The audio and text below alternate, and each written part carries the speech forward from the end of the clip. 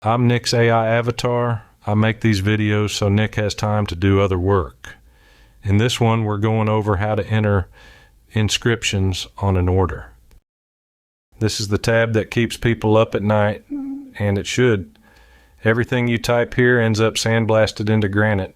There is no undo on a finished stone, so this screen is built to slow you down in the right places. Open the job you are working on. The Inscriptions tab holds every word that goes on the stone, the names, the dates, the epitaph, and anything on the back. Click the pencil and the whole thing opens up for editing right here in the drawer. Names are broken into separate fields on purpose. First name, last name, maiden, or nickname each get their own box. It reads fussier than typing one line, and that is the point.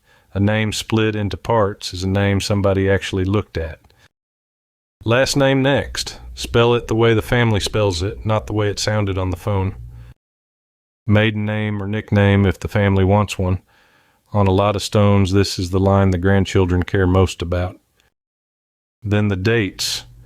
There is a full date option and shorter ones because not every family wants the whole thing carved and not every record has it.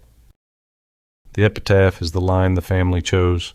Copy it exactly as they wrote it. Their punctuation, their capitals. This is not the place to improve somebody's wording. Back inscription is separate again, along with the switch for whether the family name goes on the back.